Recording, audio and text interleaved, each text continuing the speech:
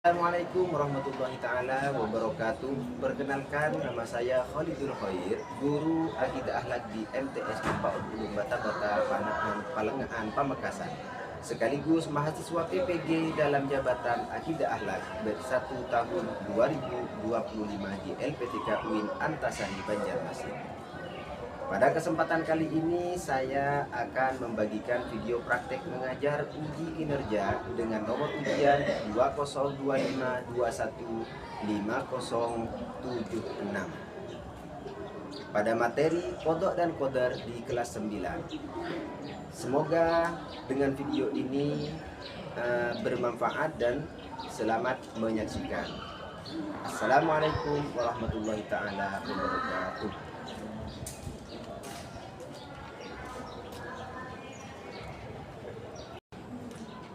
Assalamualaikum warahmatullahi taala wabarakatuh. Waalaikumsalam warahmatullahi wabarakatuh.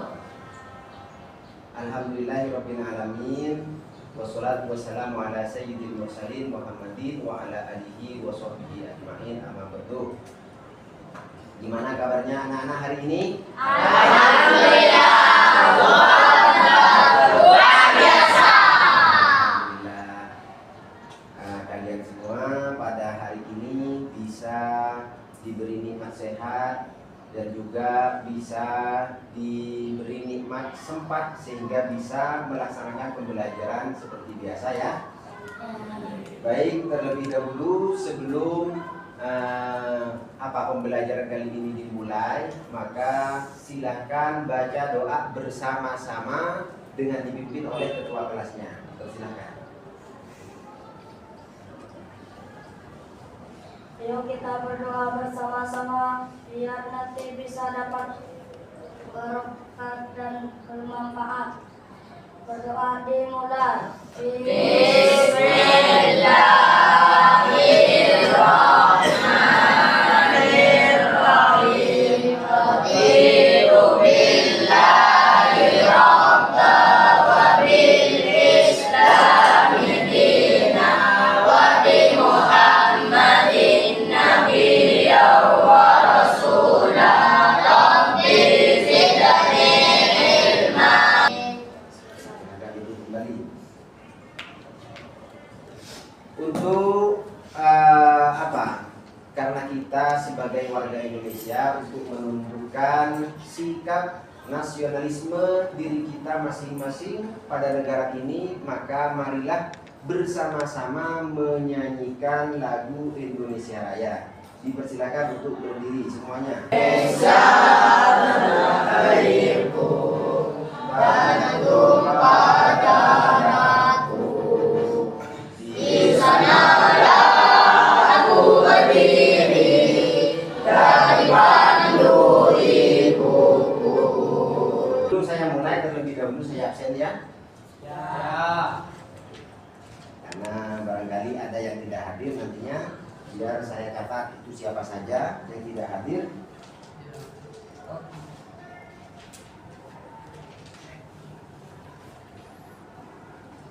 Ahmad Israil, Sekitar Muhammad Faizal, Sekitar Muhammad Faiz, hadir. Fahmi, Mirza Uken, Ahmad Rofiki Tanzil. Sekitar Mari kita doakan bersama, semoga semoga teman-teman kita yang sakit, yang tidak bisa hadir pada kesempatan kali ini, semoga oleh Allah dikasih kesembuhan.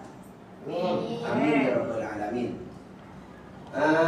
Baik, sebelum saya memulai materi pada pertemuan kali ini, terlebih dahulu saya akan bertanya, kira-kira sampean masih ingat materi apa yang kita jelaskan kemarin? Yang kita bahas kemarin yaitu tentang Asmaul Husna. Asmaul Husna itu apa? Asmaul Husna itu nama-nama Allah. Berapa nama-nama Allah? Ada 99. Materi yang akan kita bahas yaitu tentang masalah iman kepada qada dan qadar. kodok dan koder, sebelum kita masuk pada kodok dan koder, perlu kita ketahui yaitu tentang kompetensi dasar. Kompetensi dasar yang harus kita harus kita peroleh pada hari ini, yaitu pertama yaitu tentang memahami pengertian serta dalil tentang kodok dan koder. Terus yang kedua, kompetensi yang harus dicapai yaitu memahami pentingnya beriman pada kodok dan koder. Terus yang ketiga yaitu memahami macam-macam kodok dan koder. Yang terakhir yaitu menjelaskan perbedaan kodok dan koder. Terus yang selanjutnya yaitu tujuan. Tujuan pembelajaran pada hari ini yaitu menjelaskan pengertian kodok dan koder. Yang kedua yaitu menunjukkan dalil tentang kodok dan koder. Terus yang ketiga yaitu mengidentifikasi macam-macam takdir atau macam-macam kodok dan koder. Selanjutnya, sebagai bahan untuk motivasi pada kalian nantinya, sehingga nanti kalian itu bisa masuk pada materi kodok dan koder. Di sini saya menyiapkan beberapa pertanyaan. Yang pertama yaitu, pernahkah kalian melihat seorang bayi yang meninggal? Pernah? Pernah. Kira-kira adiknya atau tetangganya atau siapa? Tetangga ada. Masih bayi ternyata dia sudah meninggal. Terus yang kedua di sini, pernahkah kalian melihat seorang nenek-nenek yang berusia 100 tahun? Pernah. Nenek siapa ini? Ada. Nenek kalian ada yang mencapai umur 100 tahun? Buyut. Ada. Dia sudah berumur 100 tahun tapi ternyata masih belum meninggal. Terus yang terakhir ini, kenapa bayi yang belum punya dosa itu meninggal? Padahal dia masih belum mempunyai dosa sama sekali, ternyata sudah meninggal.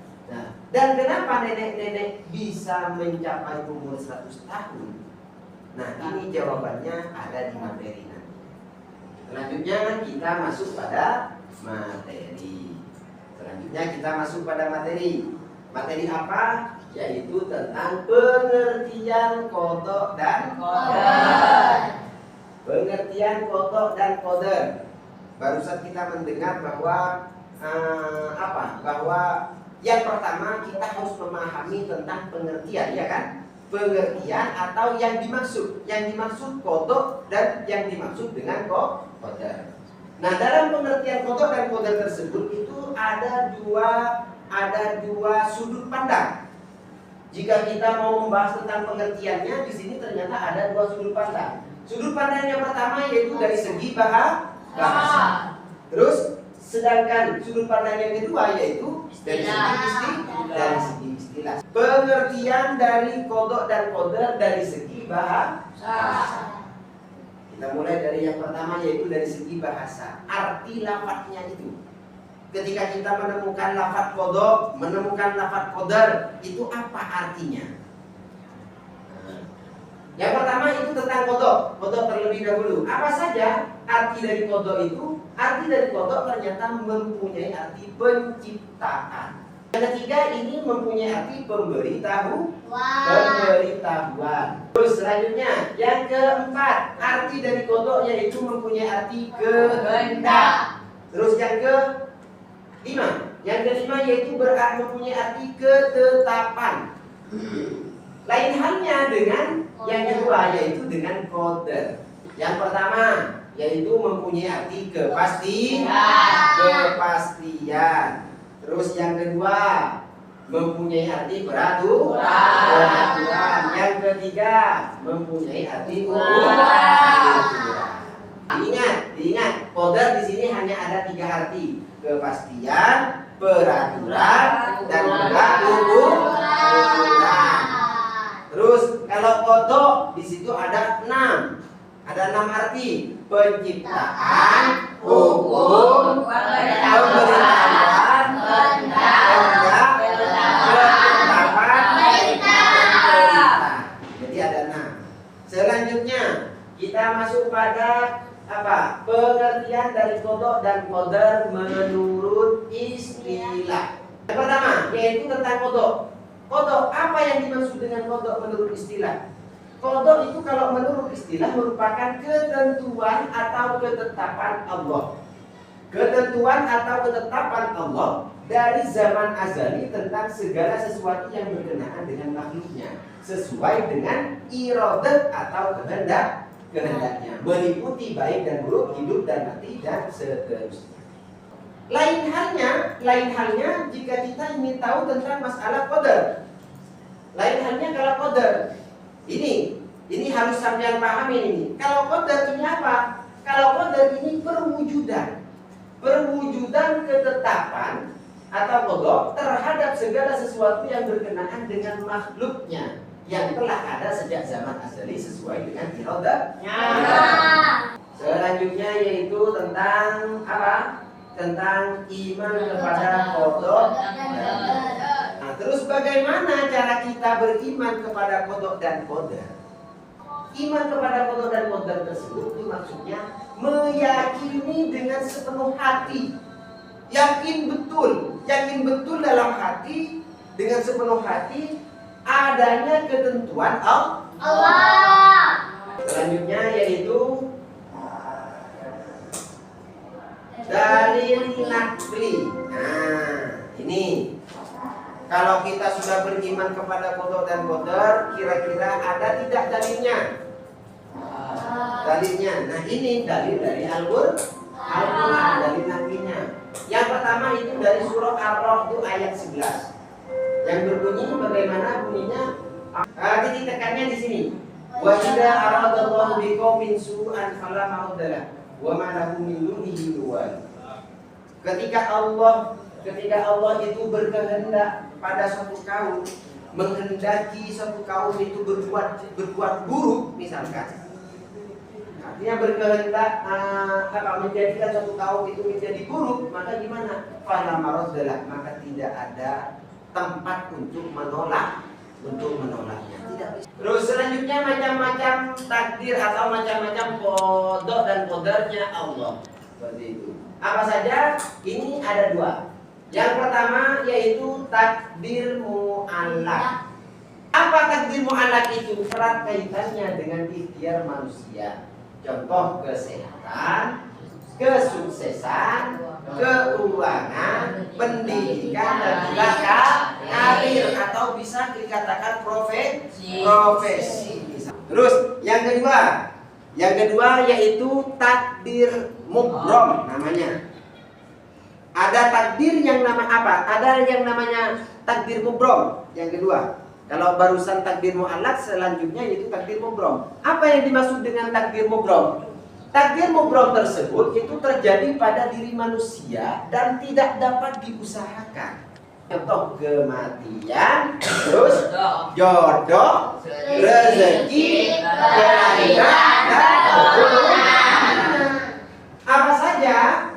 Apa saja yang akan kita dapatkan? Nah, ini yang pertama, hikmah yang akan didapatkan dengan beriman kepada qada dan qadar tersebut yaitu melatih diri untuk banyak bersyukur dan sabar. Melatih diri untuk banyak bersyukur dan sabar. Langkah yang selanjutnya yaitu kita nanti akan mendiskusikan. Nanti saya akan saya kasih soal yang nantinya itu bisa didiskusikan, ya. Bisa didiskusikan. Silakan sampean membentuk kelompok seperti kelompok yang kemarin itu. Silakan. Ada kelompok 1, kelompok 2, kelompok 3 dan kelompok 4. Kelompok 2 dan 4 ini. Mengapa di dunia ini ada orang yang bunuh diri? Ini silakan didiskusikan, silakan.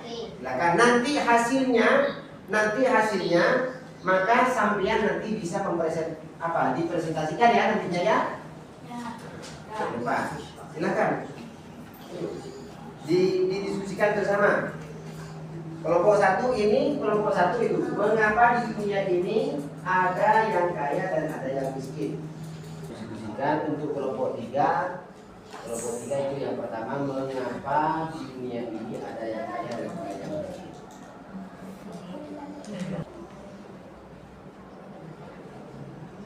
Baik, kalau sudah selesai, silakan kelompok berapa yang selesai?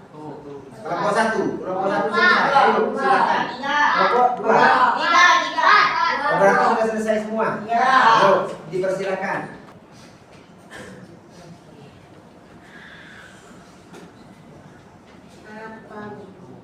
Kelompok tiga.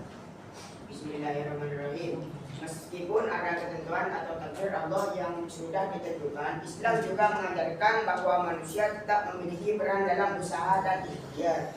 Manusia dianjurkan untuk berusaha semaksimal mungkin dalam kehidupan ini. Namun hasil akhirnya adalah keputusan Allah. Dengan kata lain, meskipun takdir kita sudah ditentukan, Allah memberikan kesempatan kepada kita untuk berusaha.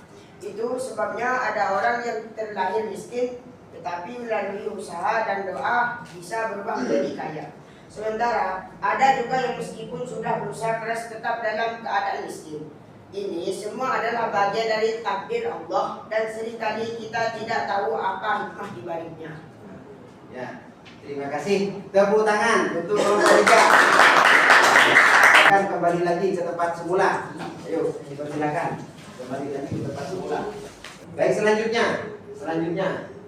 Setelah diskusi, setelah apa yang telah dihasilkan oleh kalian barusan, selanjutnya sebagai bahan evaluasi saya terhadap apa yang telah sampean pelajari dari tadi, maka saya kasih tugas sampean untuk mengisi atau untuk menjawab soal-soal ini dengan benar. Ini untuk soal-soal ini sudah saya tuliskan di sini, tinggal oleh sampean itu dijawab ya. Nanti setelah selesai itu langsung dikumpulkan, ya.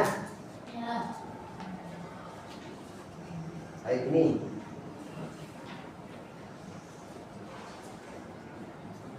Baik, silakan dikerjakan.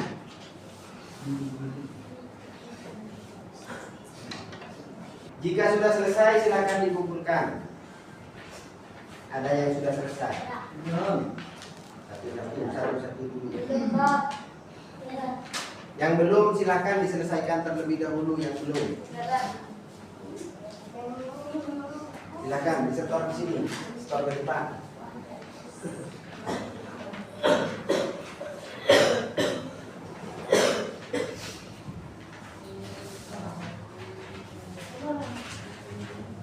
Jadi dapat disimpulkan ya dari apa yang telah kita bahas mulai dari awal tentang pengertian kodok dan koder. Pengertian kodok dan koder, di situ ada berapa sudut pandang? Sudut pandangnya ada dua. Yang pertama dari segi pengertian, dari segi bahasa. Kedua dari segi terus takdir itu ada berapa? Ada dua. Satu malah, dua ngobrol. Yang tidak bisa dirubah itu termasuk takdir apa? Termasuk takdir ngobrol. Bagus ya. Semoga apa yang kalian pahami barusan itu bisa menjadikan ilmu menjadi ilmu yang bermanfaat. Bisa menjadikan diri kita itu tetap selalu beriman pada Allah dan qadar. Baik, saya akhiri pertemuan kali ini itu terlebih dahulu dengan baca doa bersama-sama. Yuk.